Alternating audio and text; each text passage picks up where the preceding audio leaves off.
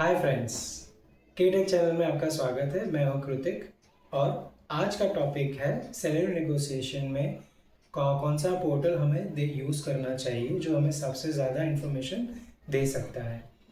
तो दोस्तों, आज का जो चाहे आप एंट्री लेवल हो या एक्सपीरियंस पर्सन, सबको ये इन्फॉर्मेशन चाहिए किसी ना किसी लेवल पे जब सैलरी नेगोशिएशन करते हैं।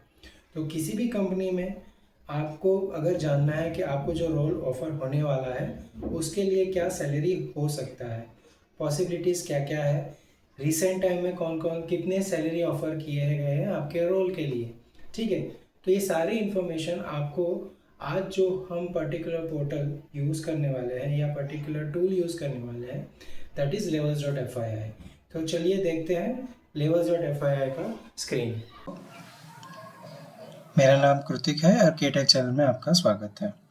तो आज जैसे मैंने बोला था levels.fyi हम देखेंगे तो ये क्या है। सो levels.fyi सैलरी के लिए, सैलरी से रिलेटेड सारी इन्फॉर्मेशन, उसका पे स्ट्रक्चर किसी भी कंपनी का आप देख सकते हो।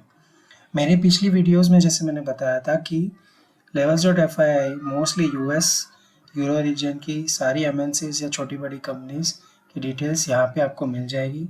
सैलरी स्ट्रक्चर क्या है, रोल क्या है, कितनी सैलरी ऑफ़र की जाती है, रिसेंटली का कितनी सैलरी ऑफ़र की गई है, वो सारे डिटेल्स आपको यहाँ पे मिलेंगे। तो स्क्रीन पे अगर आप देखेंगे, आप सर्च किसी भी ब्राउज़र पे levels.fyi से सर्च कीजिए, ठीक है। तो ये स्क्रीन आपके को दिखाई देगी, ठीक है। नेक्स्ट, अगर हम for an example product based company में सिस्को के गूगल की सैलरी कितनी है, ठीक है, उसमें कौन कौन से रोल ऑफ़र किए जाते हैं, तो यहाँ पे आप देख सकते हैं कि जैसे मैंने गूगल सर्च किया उसके यहाँ पे लेवल्स के हिसाब से क्या रोल मिलता है, उसका ग्रेड क्या रहता है और कितनी सैलरी है। It's just a table, but आपको डिटेल में जाना है तो सपोज मैं L3 की, चलो L5 की लेते हैं, एंट्री लेवल पे जाते हैं L3 लेवल पे। तो यहाँ पे आप देख सकते हैं, अगर आप यूनाइटेड स्टेट्स में that's a different thing, but अगर आप इंडिया में हैं तो अगर बैंगलोर की सैलरी देखें, ये भी देख सकते हैं कि इंडिया में कहाँ कहाँ उनके ऑफिस आपको दिखेंगे। तो ये 4 जगहों पे आपको ऑफिस मिलेंगे। अगर हम बेंगलोर की सैलरी देखना चाहें, L3 के which is entry level structure for anyone, right. So L3 के हिसाब से उनका CTC, मतलब जो भी, अगर आप सॉफ्टवेयर इंजीनियर के तौर पे एंट्री लेवल पे कम से कम 0 to 3 years consider it that way, अगर आप ज्वाइन होते हैं so you will almost get on an average this is the salary. तो आपका मिनिमम फिक्स पे क्या रहेगा, फिक्स पे मतलब फिक्स पे जो एक्चुअल में आपकी अकाउंट में उसका सैलरी आएगा, तो वो आएगा 22 लाख, वो आपका एनुअल सैलरी रहेगा, ठीक है। स्टॉक्स कितने मिलते हैं एनुअली, बोनस कितना मिलता है, ये बेसिक डिटेल है जो एवरेज आउट है यहाँ पे, ठीक है। सिमिलर वे अगर आप डिटेल में देखना चाहें तो रिसेंटली कितना, अगर आप देखेंगे कि 17 आवर्स बिफोर, 3 डेज बिफोर किसी ने ये लिखा हुआ है सैलरी, ठीक है। So you can see 34 lakh offer किया गया है, 32। सो एक रफ आइडिया आपको आ जाएगा कि रिसेंटली कितनी सैलरी किसको ऑफर की गई है, ठीक है, कितना रेंज हो सकता है इस कंपनी में हर एक का। अगर आप यहाँ पे देखेंगे तो किसी को 43 दी ऑफर की है, 49, so they have a range, right.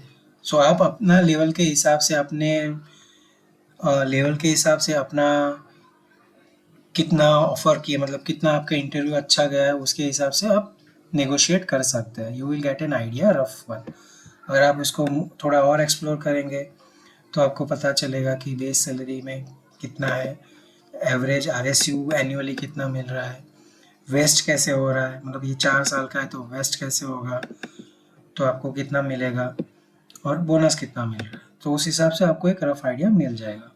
Similar way अगर आप सर्विस बेस्ड कंपनीज में हैं तो हम TCS का सर्च करें, ठीक है, टाटा कंसल्टेंसी सर्विस। सो आप यहाँ पे भी देख सकते हैं कि हर एक के लेवल के हिसाब से क्या सैलरी ऑफर की जा रही है। चलो हम यहाँ पे एंट्री लेवल नहीं देखते हैं, यहाँ पे टॉप लेवल देखते हैं, प्रिंसिपल कंसल्टेंट इंडिया वाइज, ठीक है।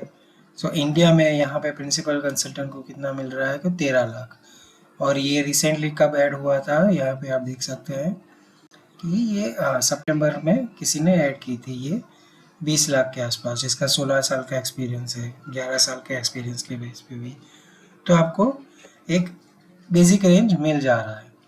सो यहाँ पे आपको आइडिया मिलेगा कितना स्टॉक या वगैरह कुछ मिल रहा है नहीं मिल रहा है, डिपेंड करता है वो कैसे नेगोशिएट करते हैं।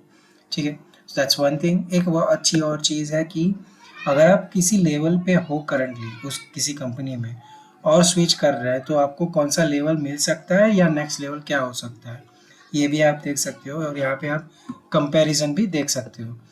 ठीक है, तो यहाँ पे आप कंपैरिजन भी देखिए कि अगर आप C2 है, C3 है TCS में, तो आप कौन सा लेवल मिल सकता है आपको। ठीक है, क्लिक कीजिए तो आपको उसका सैलरी लेवल क्या है, उस हिसाब से आपको यहाँ पे कितना सैलरी मिल रहा है, वो सारा कंपैरिजन आप देख सकते हैं और उस हिसाब से नेगोशिएट कीजिए। सो फ्रेंड्स, हमेशा हमेशा याद रखिए कि आपको जो भी सैलरी स्ट्रक्चर और नेगोशिएशन आपको करना है, पहले उसको अच्छे से एनालिसिस कीजिए।